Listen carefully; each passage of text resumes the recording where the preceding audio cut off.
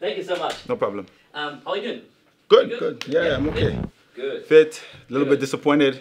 Yeah, But still? Still, this one's gonna haunt me. Yeah? The whole season is gonna haunt everybody. Can you do us a little favor and clap in your hands? Wir wollen eine Champions League Doku machen und deswegen wollen wir über die ganze Saison immer mal wieder mit Spielern sprechen. Soll ich in die Kamera oder schaust du dir? Nee, kannst du mir schon. Slip through now for Gnabry. Second half was brilliant. You deserved it so much. It's the Champions League, it's the best competition in the world. Generell sind wir immer auch Anwärter, in die Top 4 da reinzufahren. But is it gonna be easy? No.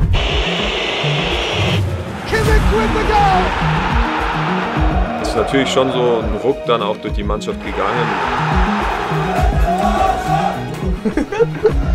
Champions League, you need to think just about the win. Tell das 2:1. Musiala, Tor! One of the best experiences I've had in my football career. The aim is always to win the Champions League. Diese Chance, die hätten andere gerne. With all my heart, I believe we can win the Champions League. Komm Junge, zieh ab! Und Tor! Tor für den FC Bayern!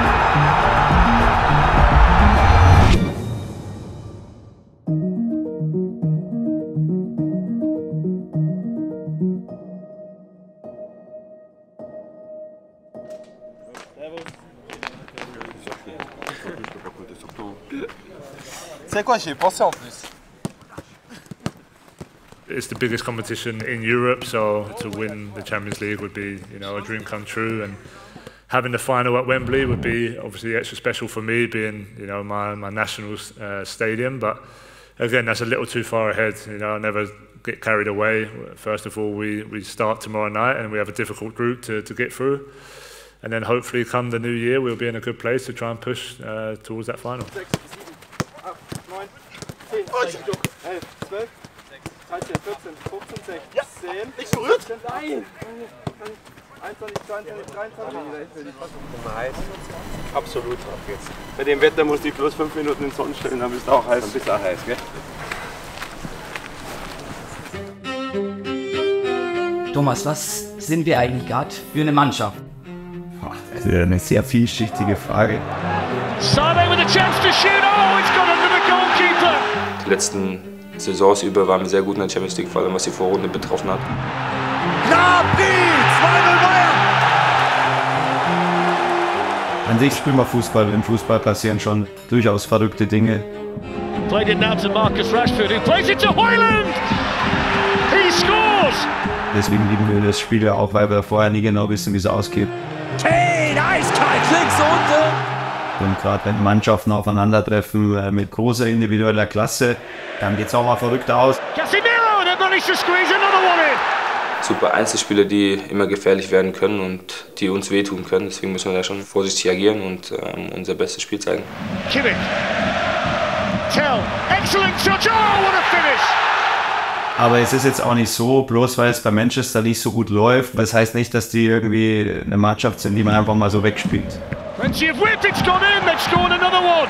Dass wir gewonnen haben, ganz wichtig, dass du in die Gruppe gut reinstartest. Und der Rest, das sind Dinge, die wir natürlich auch verbessern wollen in den nächsten Wochen. Wir wollen natürlich nicht so anfällig wirken.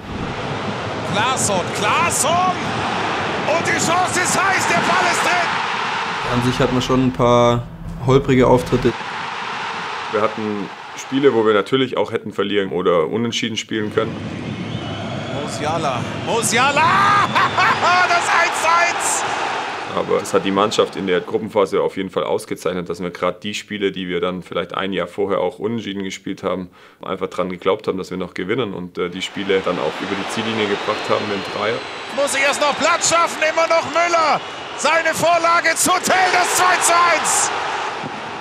Wenn man jetzt sagen will, okay, man will den FC Bayern von A bis Z glänzen sehen und Ballett spielen sehen, dann kann man auch was kritisieren, aber am Ende sagt mir meine Erfahrung, dass Champions League auswärts, egal wie klein oder groß die Namen klingen mögen, gab es schon zu allen Zeiten. Ob Trippelsaison oder sonst was, gab es schon schwierige Begegnungen und dementsprechend war es eigentlich ein sehr schöner Abend. everybody wants us to dominate. You know, we also want to dominate.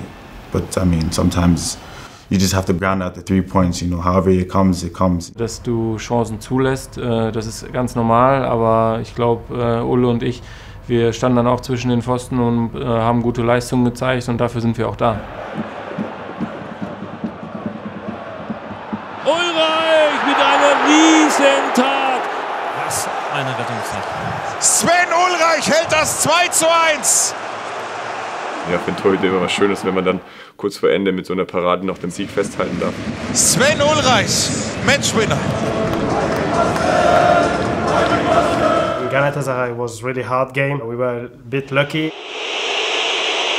Sané. Coman, Kingsley Coman, freie Schussbahn und Coman und zack! Das 0:1, Führungstreffer Bayern. Da haben wir in Galatasaray gespielt, wo eine unglaubliche Stimmung war. Wieder Galatasaray Istanbul, Icardi im Zentrum und es gibt Elfmeter. Mauro Icardi gegen Sven Ulreich. Icardi, boah, ist der frech, boah, ist der frech.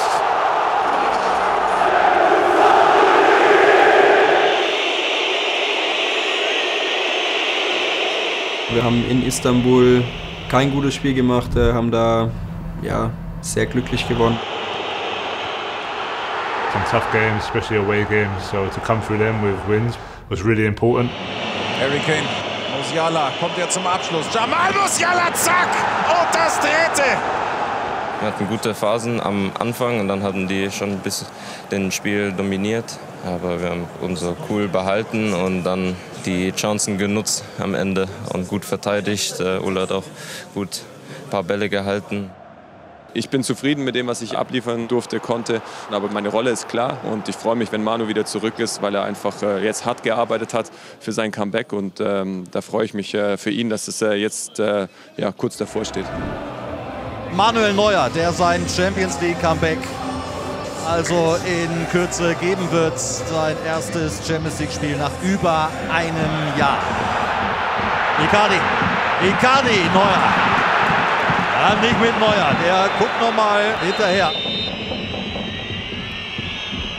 Ist gefährlich und jetzt ist er drin. Und natürlich Harry Kane. Müller. Tell. Und da ist Kane und es steht 2:0. Doppelpack Harry Kane. Sergio Oliveira gönderdi Bakambu'ya doğru. Bakambu şimdi. Bakambu gol!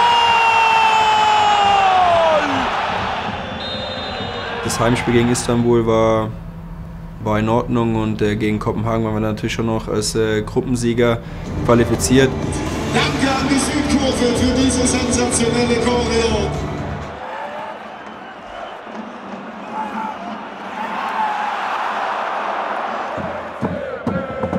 Ja, das Höchste, was es gibt, da eingewechselt zu werden und 30 Minuten zu spielen gegen Kopenhagen, das war fantastisch.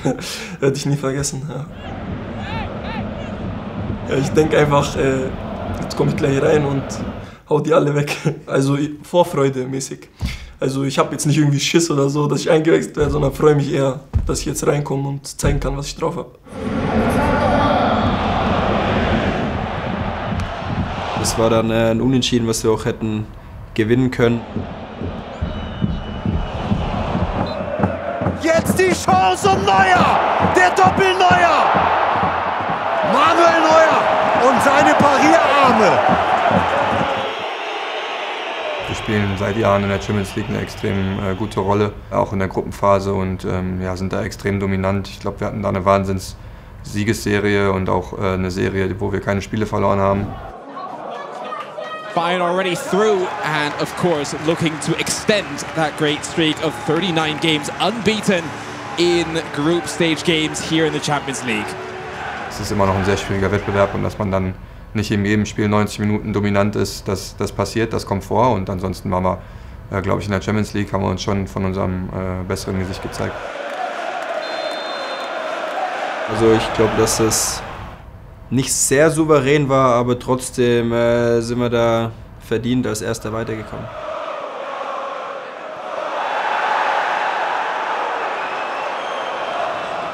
Kingsley Coman.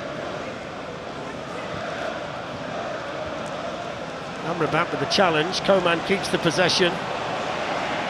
Goretzka turns it back inside towards Muller, on by Kane. Here's the chance for Bayern Munich, 1-0. Kingsley Coman with the goal. Champions League has been a really good campaign so far. I mean, to finish top of the group was obviously really important for us.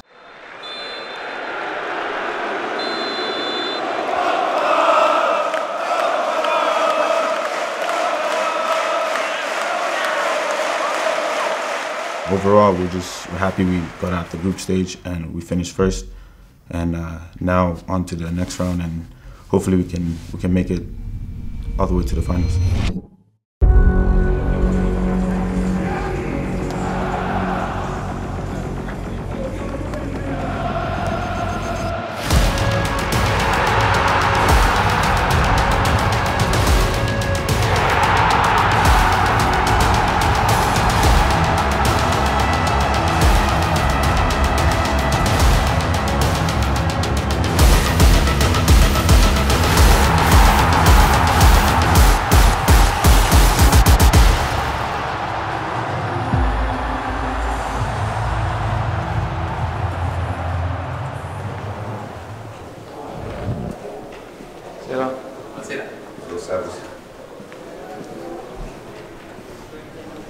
Wie habt ihr jetzt diese Niederlage auch verkraftet? Habt ihr euch intern auch mal die Meinung gesagt?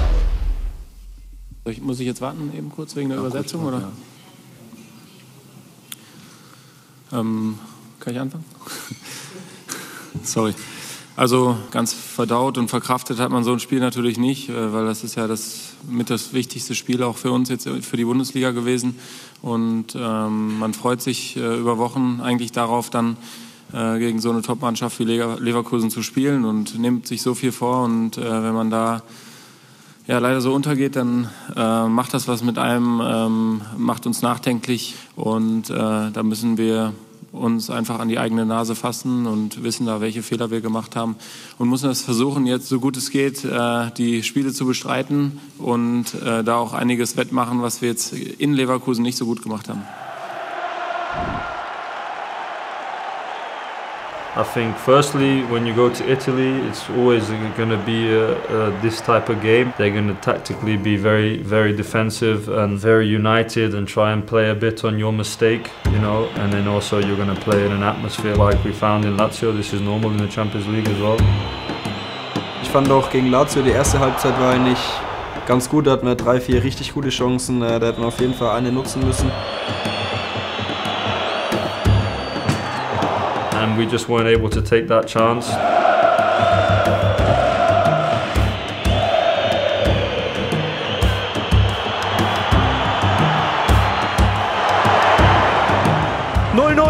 Im Olympico zwischen sich mühenden Bayern und Lazio. Ab dem Pfiff von der zweiten Halbzeit, also wie als wären wir, keine Ahnung, wie als hätten wir nicht mehr so richtig mitgespielt. Es war einfach nicht mehr so wie in der ersten Halbzeit. Things just started to unravel a little bit for us. I think we just lost a little bit of the control of the game. In der zweiten Halbzeit haben wir dann komplett den Faden verloren. Obviously things went against us a little bit with the sending off and the penalty. Das ist fair für die Referee, weil die Gegner hat meinen Fuß erstmal und dann ich habe seinen Fuß, aber voll ist voll. Also die Referee hat eine Folge gepfiffen und ich respektiere das.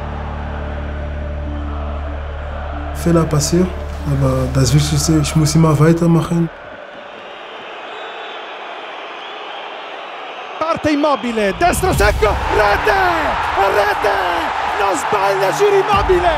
Il bomber non poteva sbagliare questo calcio di rigore. Lazio in vantaggio. Am Ende haben sie uns mit einem Mann weniger, haben sie uns leben lassen.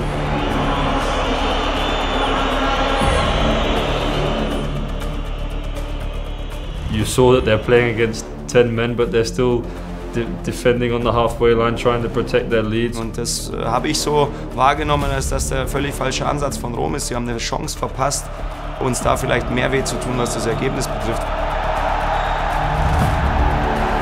ich weiß auch, wenn wir zu Hause in der Allianz Arena ein Heimspiel haben gegen Lazio Rom, dann war für mich völlig klar, dass wir unsere Chancen kriegen werden. Und wenn wir bitte ehrlich sind, also ein Tor Rückstand, wenn wir uns das nicht zutrauen, als FC Bayern gegen Lazio Rom aufzuholen, also dann können wir gleich daheim bleiben. Thomas, hast du Zeit für uns, bitte? Ganz kurz. Thomas, wie erklärst du dir diese Niederlage?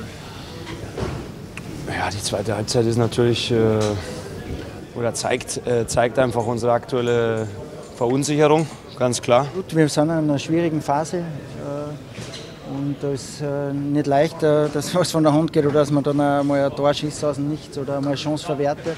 Es ist aktuell so und das müssen wir uns jetzt hart erarbeiten, aber da müssen wir jetzt dranbleiben. Also klar, wir haben Probleme, das lässt sich jetzt nicht wegdiskutieren. Und trotzdem kann es im Fußball auch ganz schnell gehen. Wir haben jetzt 3 Wochen Zeit für diesen Kampf im Rückspiel. Herr Tuchel, machen Sie sich nach dieser sehr schwachen Leistung Sorgen um Ihren Job als Bayern-Trainer? Nein. Und wenn Sie sagen nein, was gibt Ihnen oder warum denken Sie, dass Sie der richtige Trainer in diesem Moment für den FC Bayern sind? Was gibt Ihnen Grund zur Hoffnung? Ich würde gerne über das Spiel sprechen. Und zu Ihrem Job oder Ihrer Habe Aussicht? ich Ihnen gesagt. Ich habe Nein geantwortet. Sie haben eine Frage gestellt, ich habe mit Nein geantwortet. Und warum glauben Sie, dass Sie der richtige Trainer sind? Also es ist vielleicht jetzt ein bisschen viel, oder? Er hat geantwortet, vielleicht fahren wir einfach weiter, bitte. Tobias, bitte um Verständnis. Ja, also diese Trainerdiskussionen, die können es ja gerne führen, aber da sind wir Spieler erstens die völlig falschen Ansprechpartner und ist auch ein Stück weit respektlos. Ihr könnt eure Analysen machen, aber ihr braucht nicht erwarten, dass wir uns irgendwie selbst zerfleischen, sondern wir stehen zusammen. Es bringt nichts, jetzt auseinander zu fallen, sondern wir sind dafür verantwortlich. Wir sind unsere schärfsten Kritiker und so muss es sein. Und dann hoffe ich, dass wir so schnell wie möglich einfach ein Erfolgserlebnis haben. Es geht nur über Siege, es geht über Tore, über Sicherheit dann auch, die du dann zurückbekommst und dann auch mit besseren Spielen. Danke. Wir treten immer an, um zu gewinnen. In dieser Saison ist es uns nicht so oft gelungen. Und wenn man dann in so einem wichtigen Wettbewerb wie der Champions League dann doch so eine verhältnismäßig schwache Leistung zeigt, dann ist es klar, dass man dafür auch Kritik erntet.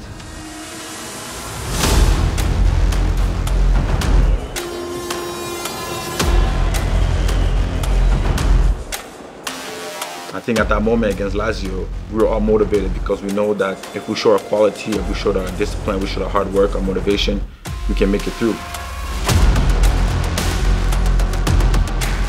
Die Qualität in der Champions League ist dann eben auch im Rückspiel die richtige Reaktion zu zeigen. Amazing atmosphere, walking out and just seeing the crowd and seeing, how much it meant to not just the fans, but the whole of Munich and everyone here at the club as well. It was a lot of build-up, a lot of pressure going into that game. Ja, da hatte man aber wieder so das Gefühl, dass die ganze Power, die auch die Allianz Arena ausüben kann, in so einem Moment eben auch auf die Straße gebracht wurde. Und das sind dann die ganz, ganz tollen Momente, die Champions League Nächte, an die man sich gerne erinnert. Im Rückspiel war das dann schon eher die Art und Weise, wie wir auftreten wollten. Thomas Müller, der nimmt Sané mit! Da haben wir von Anfang an gezeigt, dass wir weiterkommen wollen. Harry Kane! We had to show some fight and some spirit in the home leg and that's what we done. We had a really good game. Guter Chipball in Richtung Thomas Müller. Müller nochmal auf Guerrero. Harry Kane! Tor! Tor für den FC Bayern!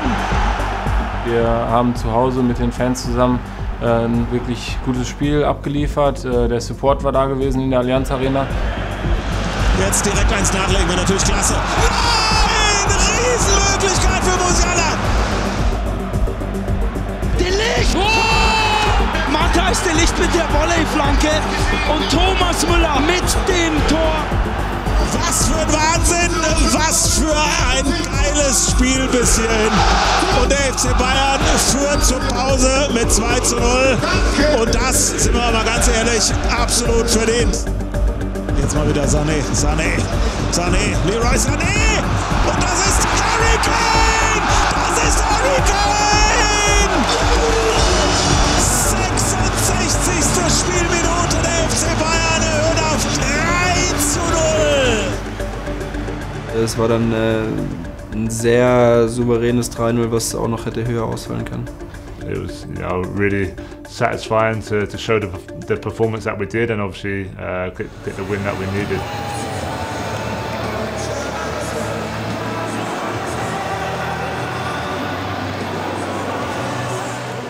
Ja, Frage an Herrn Tuchel. Sie haben vor dem Spiel gesagt, wir sind in sehr guten Phasen, eine sehr gute Mannschaft. Heute war es die Phase komplett über das ganze Spiel sehr gut. Inwiefern hat das Spiel jetzt auch das Zeug zur Trendwende? Ich hoffe, aber wir müssen es beweisen. Das wird nicht helfen, wenn wir heute davon reden. Aber klar, das waren jetzt 2 gute Heimspiele mit 2 sehr wichtigen Siegen gegen Leipzig und gegen Lazio. Und wir müssen dranbleiben. Heute gilt es jetzt sicher erstmal, das Positive in den Vordergrund zu stellen und das auch zu genießen. Das war eine schwierige Aufgabe nach dem Hinspielergebnis und wir haben sie gut gelöst und verdient gemeistert, diese Hürde. Wir sind in den besten 8 in Europa. Das ist auf jeden Fall das Minimalziel.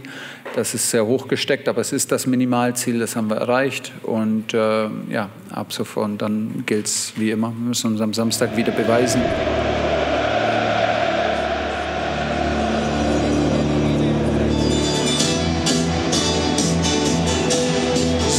Herzlich willkommen zum Heimspiel der Bayern am 27. Bundesligaspieltag gegen den BVB. Die Partie ist gleichzeitig auch das Topspiel dieses Spieltag Wochenendes. Zum 135. Mal treffen der FC Bayern und Borussia Dortmund aufeinander. Im Prestigeduell wollen die Bayern die starke Serie gegen den BVB weiter ausbauen und die nächsten 3 Punkte in der Tabelle einfahren.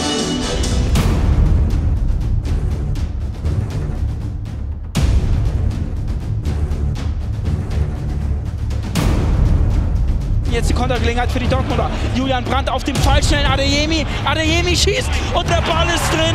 10. Minute. Es ist ja schon bei uns in der ganzen Saison leider so gewesen, dass wir immer mal wieder so Spiele drin haben, wo uns komplett die Ideen, die Energie fehlen. Und so heute mal wieder ein Spiel. Und da geben wir einfach so Spiele so leichtfertig her. Und das ist natürlich sehr, sehr enttäuschend. Ja, also da brauchen wir nicht drüber reden, das darf niemals passieren. Was uns gegen Dortmund passiert ist, das passt nicht zu uns, das passt nicht zum FC Bayern in so einem Spiel, so eine Leistung abzuliefern. Allee im 16er auf die rechte Seite, Schussmöglichkeit, spitzer Winkel, 2:0.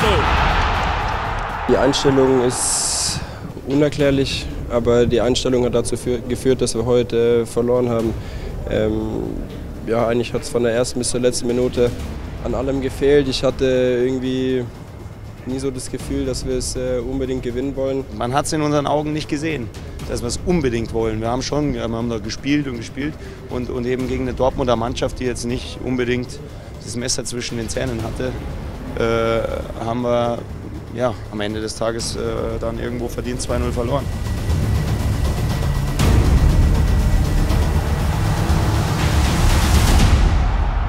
Unabhängig jetzt von Dortmund, auch gegen einen anderen Gegner wäre ich sehr, sehr sauer gewesen, wenn wir da verloren hätten. Aber gerade auch weil es Dortmund war, war das schon enttäuschend, wenn man die Art und Weise sieht, wie wir da aufgetreten sind. Ja, da werden wir versuchen, jetzt die Kurve zu bekommen, um dann eben auch gewappnet zu sein für das Spiel am Dienstag. Natürlich wissen wir, wie es in der Liga steht, dass wir im Pokal draußen sind und in der Champions League eine riesen Chance und eine Möglichkeit haben. Wir treffen auf eine gute Mannschaft mit Arsenal, das wissen wir auch. Man kann die Premier League-Tabelle lesen und man weiß auch, wie sie in der Champions League jetzt schon agiert haben. Aber ich glaube, die freuen sich jetzt auch nicht über den FC Bayern. Arsenal are having a really good season, they're a really good team, so it'll be a tough game, but of course for me personally it'll be a special game for many reasons, and of course it puts the pressure on because it's not only Bayern Munich fans I'm trying to keep happy, I need to try and keep the Tottenham fans happy as well. So, but yeah, it'll be an interesting game and one I'm looking forward to. Wir brauchen natürlich auch ein gutes Ergebnis aus dem Hinspiel und da tut es uns auf jeden Fall auch weh, dass wir keine Fans vor Ort haben. Ja, ich glaube, ein Gefühl ist nie gut, wenn du gerade zweimal hintereinander verloren hast. Aber im Grundsatz wissen wir auch immer, wie viel Qualität bei uns in der Mannschaft steckt und was wir da alles für Potenzial haben, wenn wir es einfach auf den Platz kriegen. Und das haben wir in den ersten 2 Spielen davor einfach nicht geschafft. Überhaupt nicht das, was wir uns alle miteinander vorstellen. Deswegen war es ein sehr wichtiges Spiel für uns dort, dass wir dann auch wieder zeigen, wie gut wir als Mannschaft auch spielen können. Wenn ich die Frage hätte beantworten müssen, hätte ich gesagt, dass mein Gefühl auch schlecht war bis zum Zeitpunkt in der Kabine. Ich finde, da hat es eigentlich schon angefangen. Irgendwas ist ja anders gewesen als in den anderen Spielen. Man hat gespürt, dass jeder ein viel höheres Level an Fokus, Konzentration, so. Es lief eine andere Musik als sonst. Irgendwie waren alle so ein bisschen hyped. Und man hat gemerkt, okay, irgendwie werden alle heute versuchen, diejenigen, die nicht dran glauben, zu überzeugen.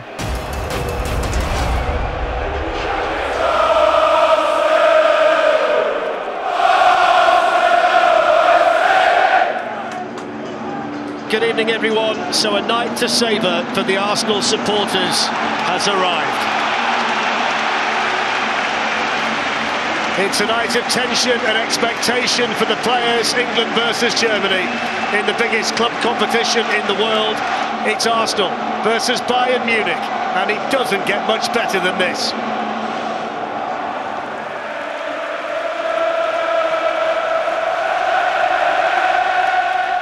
Und dann kam das auch noch dazu mit dem Kreis, was wir eigentlich die Saison, glaube ich, noch nie gemacht haben.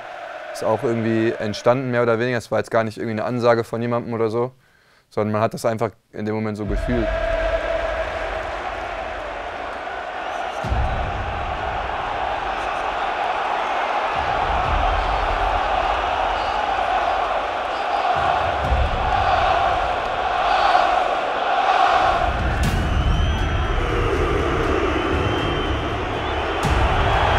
Die ersten Minuten in London haben wir uns ein bisschen schwerer getan, wie die Zuordnung da genau ist. Die machen es ja auch sehr agil und haben sich überall bewegt. Es war nicht so leicht am Anfang irgendwie da Fuß zu fassen. White can play it to Saka. Promising goal!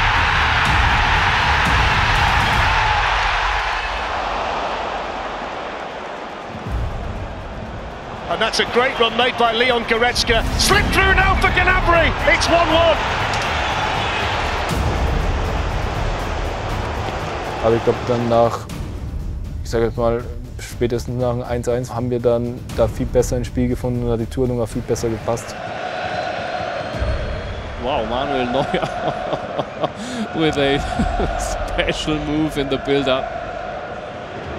That's a fantastic turn from Sane. Then look at the acceleration to run away from Kivior. What a brilliant tackle. Oh, he's gone over in the box, it's a penalty. 30. Minute, Sané auf eigene Rechnung und es gibt den Strafstoß. Es tritt an, natürlich Harry Kane. Und Kane trifft Bayern für 2-1. Wer hätte das nach den ersten 20 Minuten gedacht?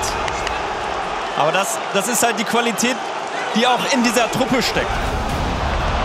Gabriel Jesus. Und dieser Abschluss ist drin zum 2:2.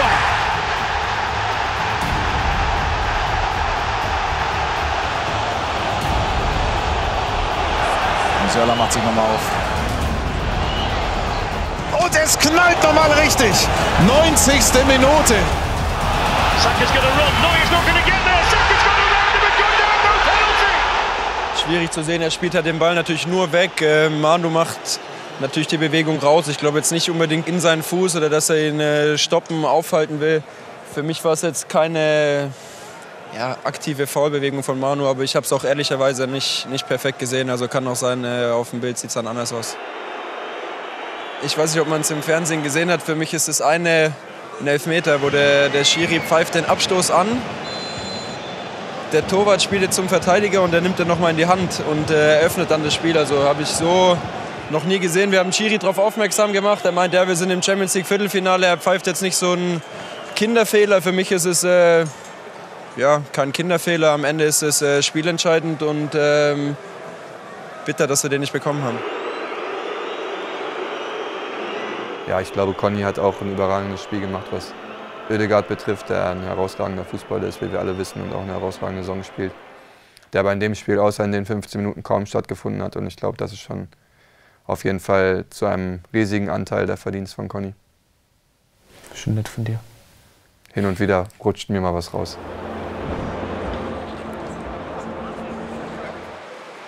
coming to Munich in the second leg will be really special. So we just have to stay focused. You know, it's been an up and down season overall as a team, but you know, we have a real chance to put things right in this last stage of the season if we can, you know, go all the way in the Champions League.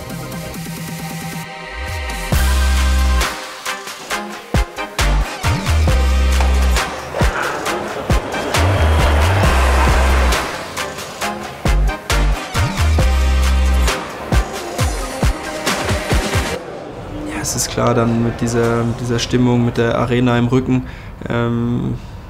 müssen wir das Ding dann nach Hause fahren.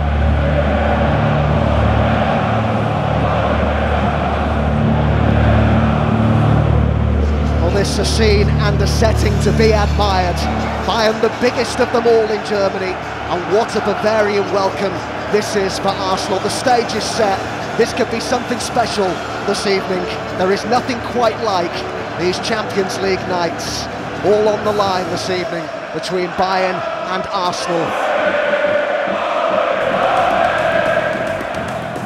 Die Bayern stoßen an, Viertelfinal-Rückspiel 2-2, es braucht einen Sieger.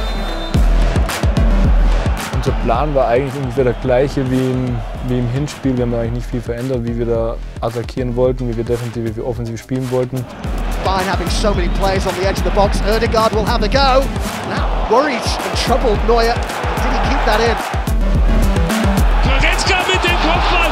Nachschussmöglichkeit. Pfosten!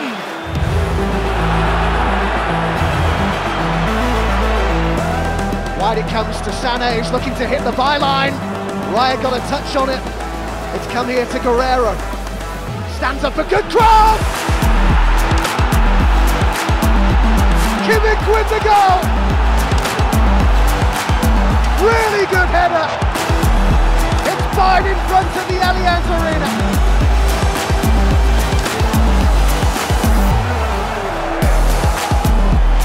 Masraoui, der rutscht durch und Sané. Leroy Sané, der auf die Zähne gebissen hat und nach vorne für Trouble gesorgt hat.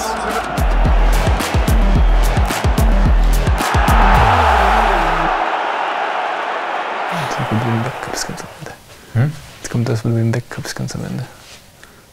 Die Ecke, oder? Das wäre gut. Das wäre. Ich war der Erste, der wusste, dass wir weiterkommen. Schwache Ecke und das war's! Die Bayern stehen im Halbfinale der Champions League.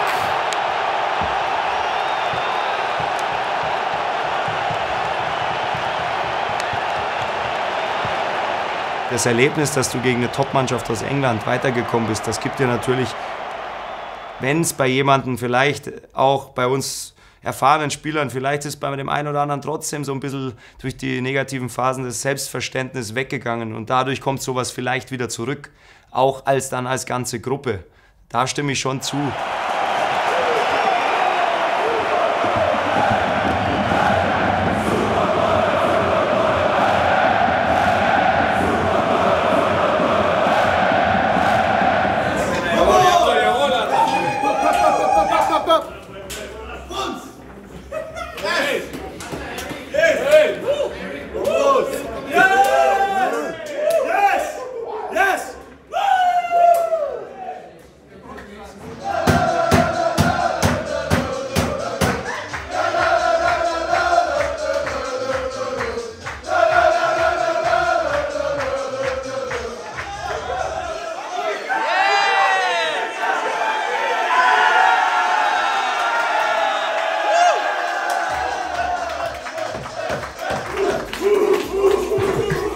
Oh Gott, jetzt ist es unangenehm.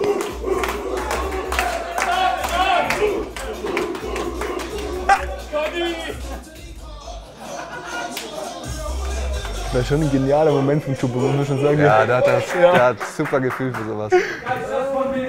First half was good, second half was brilliant. You deserve it so much. Conny gets a dog.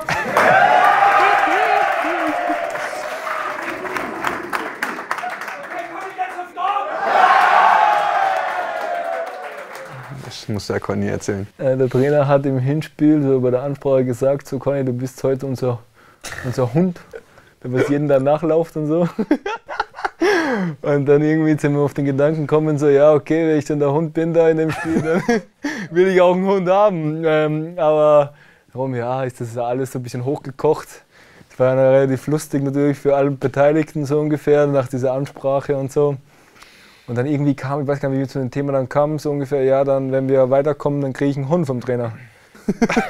Ja, ich finde irgendwie, also heutzutage ist das ja fast so, also so, sag ich mal, im Jugendslang ist das ja so eine Beleidigung irgendwie. Ja, genau. Deswegen hört sich das immer komisch an, aber auf Englisch klingt es tatsächlich besser und ja, ich glaube, wie gesagt, ich habe es vorhin schon erwähnt, ich glaube, Ødegaard ist schon der Dreh- und Angelpunkt vom Arsenal-Spiel und das hat der Trainer natürlich auch erkannt und ich glaube, ja, Conny ist einfach ein Spieler, dem man so eine Aufgabe perfekt mitgeben kann. Ich glaube, er ist von der Mentalität her einfach außergewöhnlich und ist in der Lage, dann so eine Aufgabe anzunehmen und sich in den Dienst der Mannschaft zu stellen. Mit seinen starken Zweikampfverhalten, schnelle Schritte, kann irgendwie auch diesen Dribblings dann folgen und den kleinen Bewegungen von solch technisch starken Spielern. Und wie gesagt, hat es geschafft, über fast 2 Spiele ihn komplett auszuschalten. Und da hat der Trainer, glaube ich, eine sehr, sehr gute Entscheidung getroffen. Gerade wenn ich jetzt unsere Spiele gegen Arsenal gesehen habe, glaube ich, können wir schon mit Selbstvertrauen morgen das Spiel angehen. Ich freue mich extrem auf morgen. Ich glaube, hier jeder im Raum freut sich wahrscheinlich auch auf morgen. Jeder Fußballfan in Europa. Und dementsprechend ja, ist schon ein ganz geiles Gefühl, ein Halbfinale gegen Real zu spielen. Ja, es ist natürlich schon so ein Ruck dann auch durch die Mannschaft gegangen. Natürlich auch vielleicht dem geschuldet, dass wir in der Bundesliga doch dann schon weit weg waren und im Pokal sowieso schon länger ausgeschieden waren, dass wir einfach unbedingt in das Endspiel kommen wollten und deswegen ist dann schon so eine Dynamik entstanden, dass wir da in der Champions League ein gutes Gefühl hatten und auch ein Wir-Gefühl und eine Aufbruchsstimmung und hat sich dann natürlich mit dem Sieg gegen Arsenal dann nochmal gefestigt.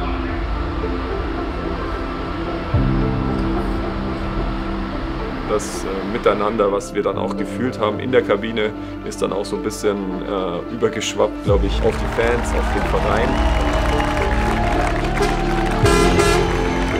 Das Begleiten vom Trainingsgelände weg bis ins Stadion, wir wurden wirklich gepusht, angeschoben.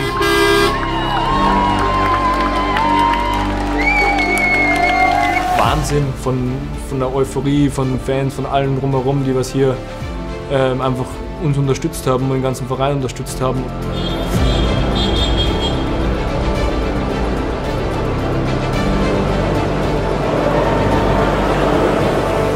Was ich einfach super fand, dass sie uns da angepeitscht haben beim Heimspiel am Mannschaftsbus, dass es einfach eine Top-Aktion war und das dann schon auch im Spieler was auslöst.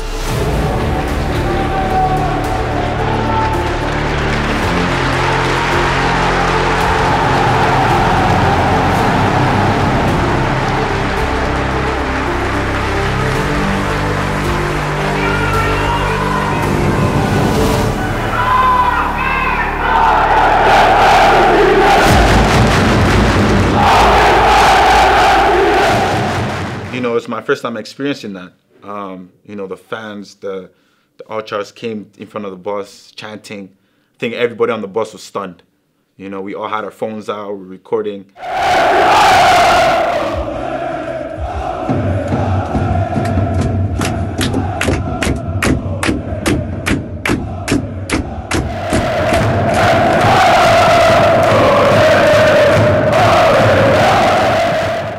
And that gave us the motivation, you know, the extra motivation we needed to go into that game, to perform well, not just for us, but for them as well. Because every single game, every single, you know, away game, home game, they're there supporting us, they're there chanting us. Some drive, I don't know how long, to support this club. And for us, we knew this in the back of our mind playing that game, and we wanted to do it for them.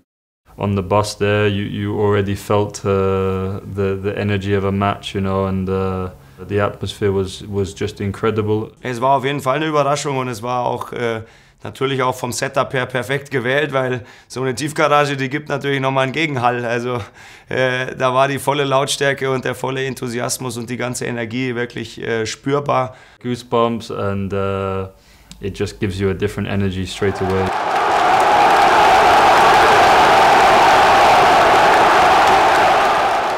I think all we can say for this is thank you. You know, the support we've had from the fans, the support has been incredible, and that moment on the bus was obviously maybe the highlight. Yeah.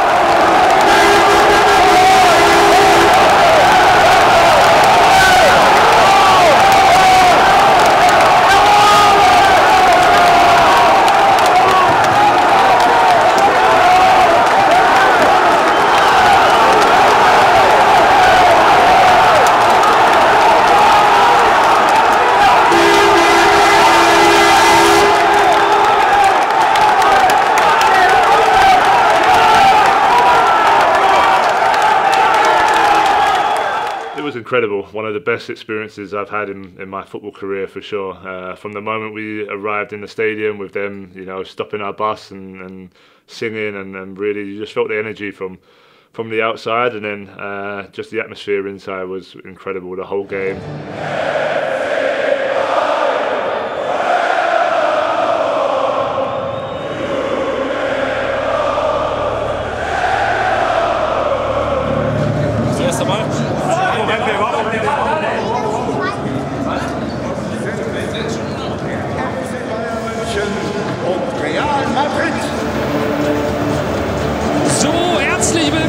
Zum Spiel der Spiele. Endlich ist es soweit. Der FC Bayern München empfängt Real Madrid.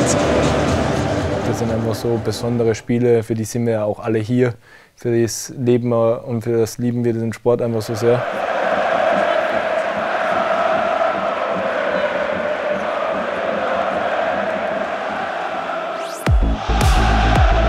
Harry Kane, das ist gleich die erste Chance. Sané.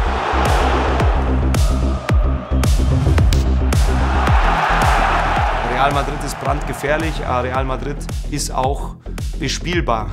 Ob sie schlagbar sind, entscheidet am Ende, ob du den Ball reinschießt oder nicht. Sie sind nicht unbesiegbar, sie sind nicht unverwundbar, aber sie sind brandgefährlich die ganze Zeit und ja, im Fußball geht auch viel um Effektivität. Oh, ein guter Pass von Toni Kroos, ein sehr guter Pass und Tor! Das gibt es nicht, das gibt es nicht!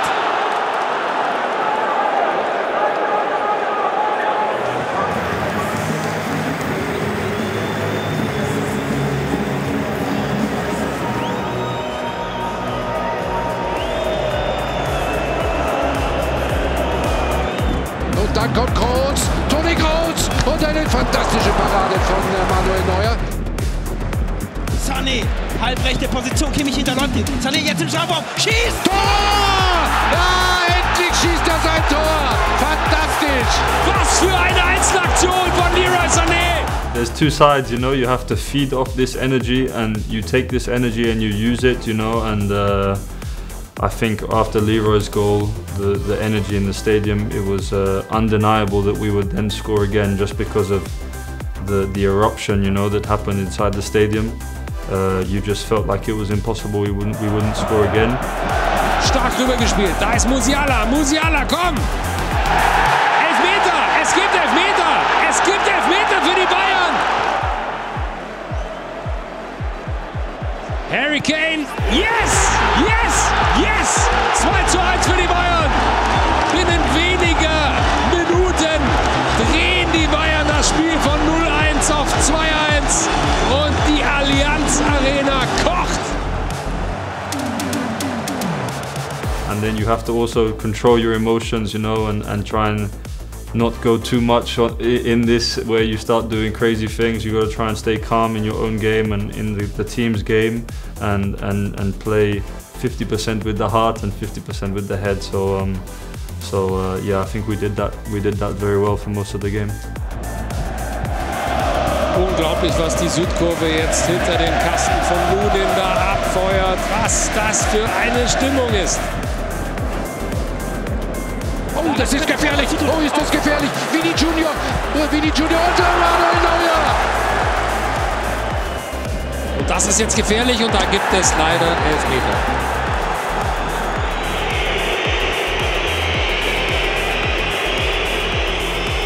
Vini Junior läuft an. In die Mitte, schade. Ja, schade.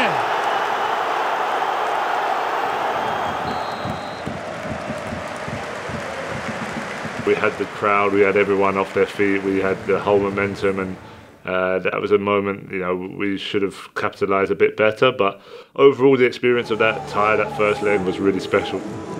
Ja, schade, dass wir nicht gewonnen haben, aber die Leistung hat zumindest gut gepasst eigentlich.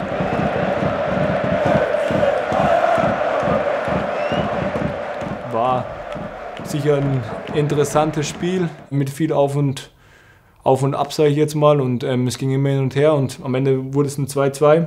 Es war eine unglaubliche Stimmung bei uns im Stadion von jedem Einzelnen, was ich so noch nie erlebt habe. Es war schon sehr, sehr groß, was die Bayern-Fans da auf die Beine gestellt haben und jetzt geht es eben darum, dass wir das Ganze dann in Madrid über die Ziellinie bringen. Wer gewinnt, geht nach Wembley und das wollen wir sein natürlich.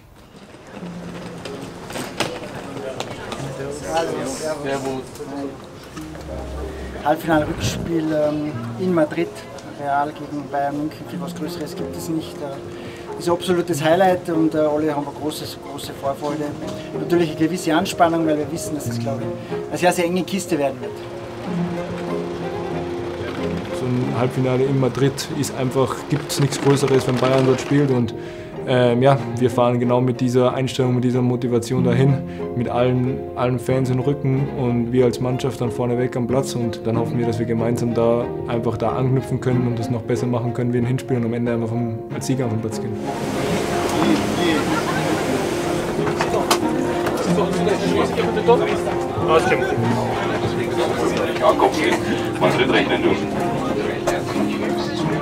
Yeah, I'm very excited for the game. Obviously, to be a part of a Champions League final is always special, and then obviously a Bayern Munich Real Madrid Champions League final is it's hard to find one more special than this.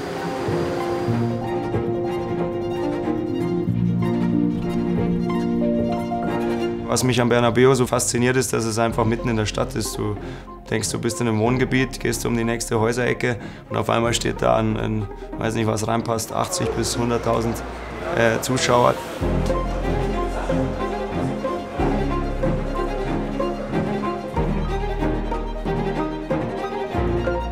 Der Fußball ist in Madrid auch eben was ganz, ganz Wichtiges und das merkst du auch, wenn du gegen Real Madrid spielst, dass es was Besonderes ist. Das ist für mich eher leistungsanstachelnd. Aber gerade dann, wenn du denkst, okay, das Stadion, das gehört Real Madrid, die Madrilenen wollen alles für sich beanspruchen, dann ist es vielleicht auch ganz besonders wichtig, dass da die unbeugsamen Bajuwaren da auftauchen und dem weißen Rund dann einen roten Klecks verleihen.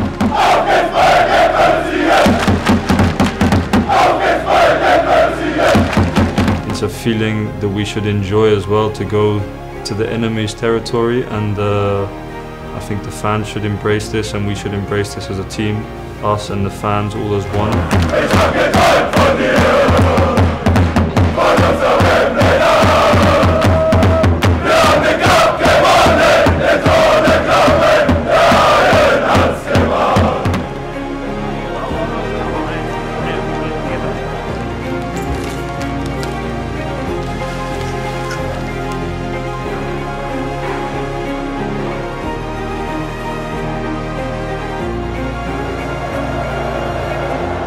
Ein legendäres Stadion, das in neuem Glanz erstrahlt.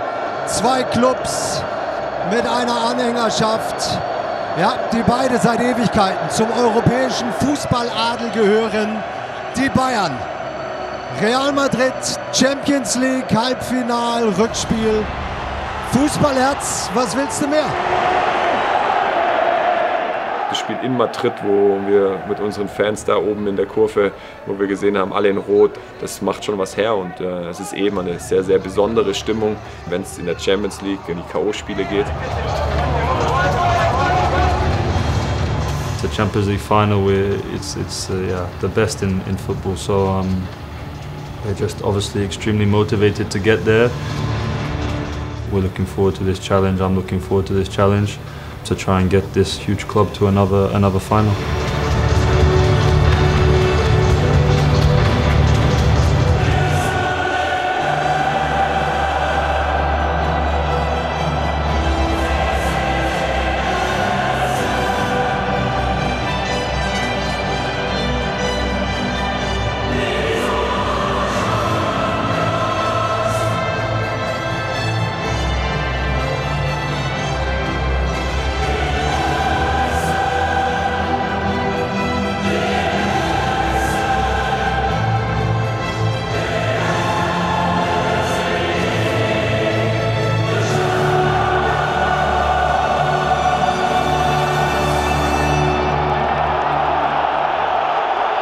welcome to the Santiago Bernabeu for a very special European night.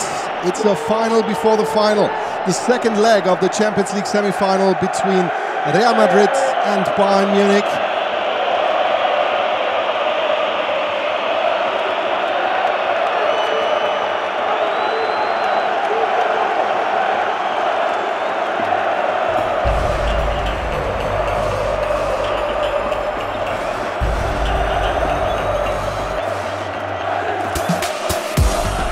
Gespielt, Jamal Musiala auf Gnabry,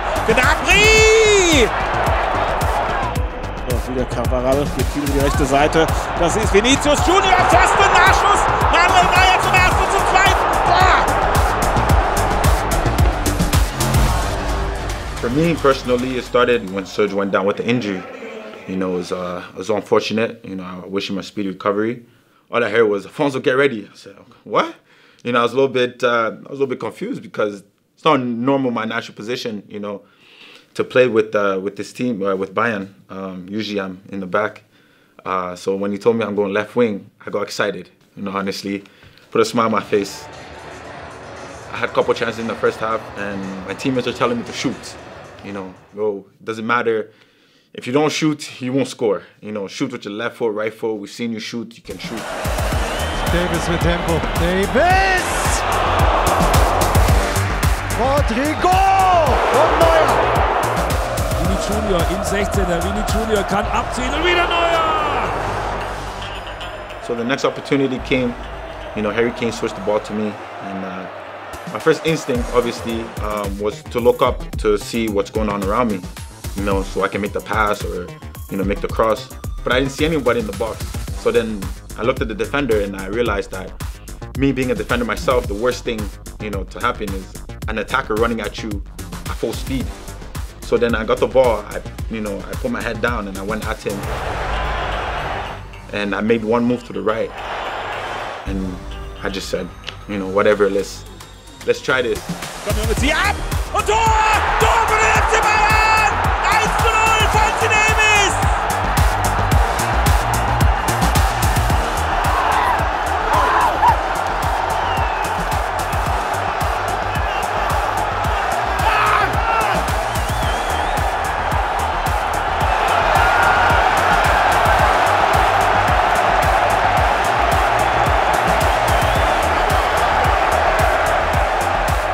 When I scored that goal, you know, it was a dream come true. You know, first of all, it was my first Champions League goal, and in a time like this, against a team like that, in the stadium, you know, just everything around that goal was amazing. You know, as time went on, and you know, unfortunately. Und Musiala, Jamal Musiala, Kane, Harry Kane, Außenlitz.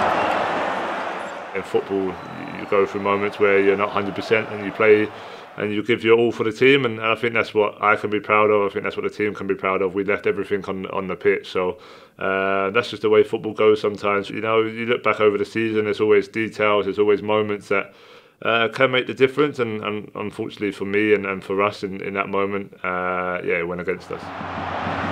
3 Minuten noch, regulär zu spielen. Vinicius Junior, ein bisschen Verzweiflung. Nein! Nacho. Rüdiger. Und der ist drin! Es sind noch ein paar Sekunden. Ball vorne rein. Müller. Abgepfiffen vorher. Boah.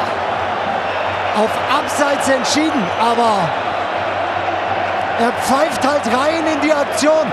Was für ein krasser Fehler in diesem Moment. Unabhängig davon, ob es jetzt abseits war oder nicht, aber dann wird das danach überprüft. Er muss aber die Aktion kurz laufen lassen und darf nicht zu früh abpfeifen, weil dafür ist die Aktion zu heiß.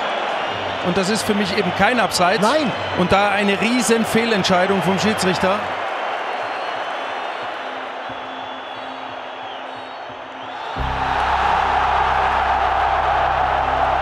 Die Bayern, sie scheiden aus auf die unglücklichste Art und Weise.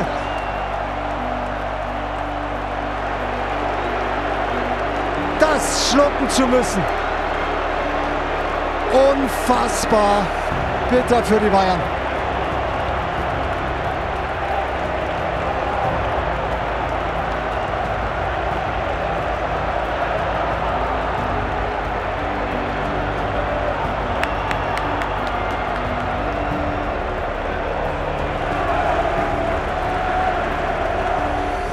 know, the away fans in the Bernabeu were, you could hear them the whole game, and was really special. So I think that's the hardest part as a footballer. I think when you come so close and you're so close to giving the fans a lot of joy, a lot of happiness, when you don't quite make it, it's tough to take for everyone. But yeah, we couldn't have got as far as we did without them, for sure.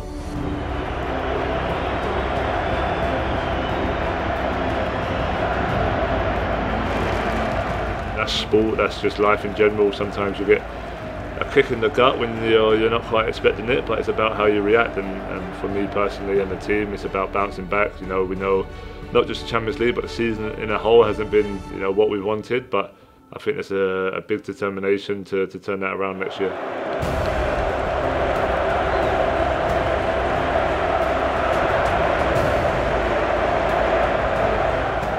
We all truly believe we could have lifted this trophy this year.